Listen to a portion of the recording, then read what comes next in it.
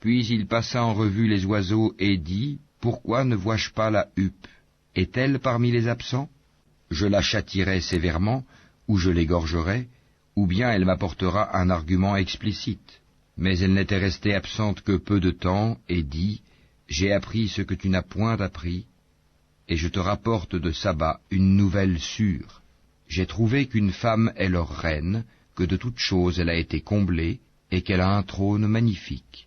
Je l'ai trouvée, elle et son peuple, se prosternant devant le soleil au lieu d'Allah. Le diable leur a embelli leur action, et les a détournés du droit chemin, et ils ne se sont pas bien guidés.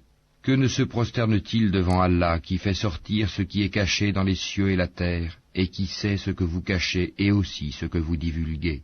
Allah, point de divinité à part lui, le Seigneur du trône immense. » Alors Salomon dit, « Nous allons voir si tu as dit la vérité ou si tu as menti.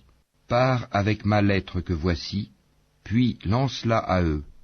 Ensuite, tiens-toi à l'écart d'eux pour voir ce que sera leur réponse. » La reine dit, « Ô notable, une noble lettre m'a été lancée. Elle vient de Salomon et c'est au nom d'Allah le tout miséricordieux, le très miséricordieux. Ne soyez pas hautain avec moi et venez à moi en toute soumission. » Elle dit, « Ô notable, conseillez-moi sur cette affaire, je ne déciderai rien sans que vous ne soyez présents pour me conseiller. » Ils dirent, « Nous sommes détenteurs d'une force et d'une puissance redoutables, le commandement cependant t'appartient, regarde donc ce que tu veux ordonner. » Elle dit, « En vérité, quand les rois entrent dans une cité, ils la corrompent et font de ses honorables citoyens des humiliés, et c'est ainsi qu'ils agissent. Moi je vais leur envoyer un présent, puis je verrai ce que les envoyés ramèneront. » Puis lorsque la délégation arriva auprès de Salomon, celui-ci dit, « Est-ce avec des biens que vous voulez m'aider, alors que ce qu'Allah m'a procuré est meilleur que ce qu'il vous a procuré? Mais c'est vous plutôt qui vous réjouissez de votre cadeau.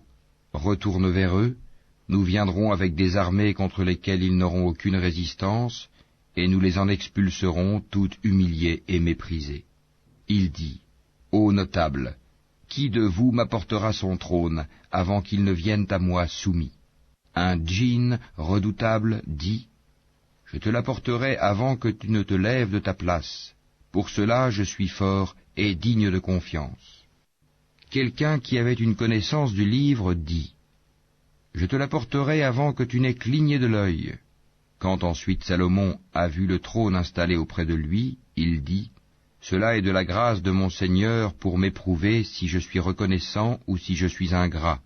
Quiconque est reconnaissant, c'est dans son propre intérêt qu'il le fait, et quiconque est ingrat, alors mon Seigneur se suffit à lui-même, et il est généreux. » Et il dit encore, « Rendez-lui son trône méconnaissable.